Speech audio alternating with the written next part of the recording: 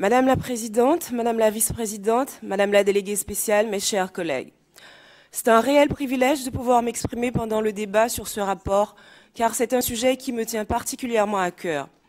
La jeunesse francilienne est certes diverse, mais elle est surtout infiniment riche. Nous la connaissons tous. Nous les côtoyons, que ce soit au niveau de notre cellule familiale ou dans les lycées de nos secteurs. Tous, ici, pouvons témoigner de l'immense énergie dont ces jeunes sont capables de déployer pour mener à bien les projets dont ils se sentent investis. Rien que dans ma ville, à Chaville, dans les Hauts-de-Seine, lorsque nous organisons des événements élaborés par les jeunes et pour les jeunes, nous voyons subitement une lueur éclairer leurs yeux.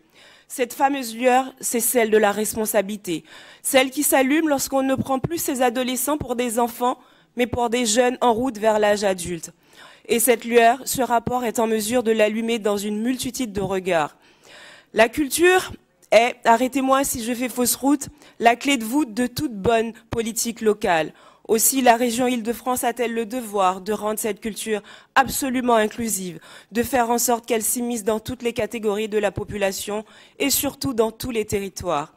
Un rapport spécifique sur l'importation de la culture dans les lycées et les CFA est en cela une vraie nouveauté et se révèle surtout être une véritable nécessité. Loin de moi la volonté de jeter l'opprobre sur l'ancienne majorité quant à sa politique d'éducation culturelle.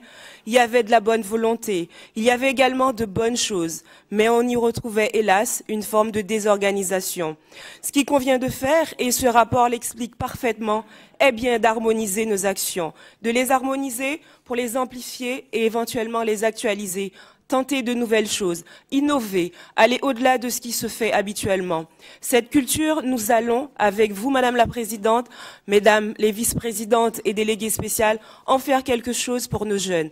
Elle ira se nicher, s'infiltrer dans tous les lycées, pas uniquement à Paris ou en Petite Couronne, mais partout en Île-de-France, sans distinction de territoire.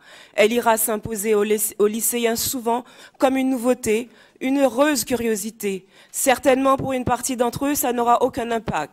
Pour une majorité, ce sera l'éveil d'un esprit artistique qui n'a pas forcément été développé ou qui s'était rendormi. Et pour la dernière partie de ces élèves, je suis persuadée que ces dispositifs qui nous sont soumis aujourd'hui permettront de faire naître des vocations. Des vocations durant le temps de leur jeunesse d'abord, puisque vous les encouragez, par exemple, à monter sur scène dans l'un des plus grands festivals de France, ou qu'il leur sera proposé de s'exprimer sur de grandes œuvres cinématographiques, et ensuite des vocations durables, de vraies volontés de rentrer profondément dans une vie créatrice au service de l'art, je l'espère francilien et français. Madame la déléguée spéciale, chère Manon, je ne pouvais pas conclure ces quelques mots sans saluer tout ce que tu as accompli pour le rapport et t'apporter tout mon soutien et celui du groupe LRI pour la tâche titanesque que tu t'apprêtes à accomplir dans tous les lycées franciliens. Cette tâche est essentielle. Personne n'a osé s'y confronter avant toi. Je te félicite pour ta dextérité et ton engagement pour une culture toujours plus proche des jeunes, toujours plus accessible par tous et sur tous nos territoires. Tu seras finalement celle qui apportera cette lueur dans le regard de nos jeunes. Je crois qu'il n'y a pas de plus grande fierté. N'en déplaise à l'opposition. Chers amis, permettez que j'emprunte mes mots à Malraux avant de conclure.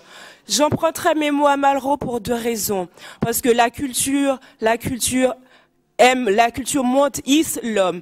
Et je dis pour deux raisons parce que je fais référence au sort, Madame la Présidente, permettez-moi, au sort qui est réservé à des êtres humains en Libye où on les considère comme étant des esclaves. Et je reprends pour finir quand je disais Malraux. Pour Malraux, la culture est ce qui a fait de l'homme autre chose qu'un accident de l'univers.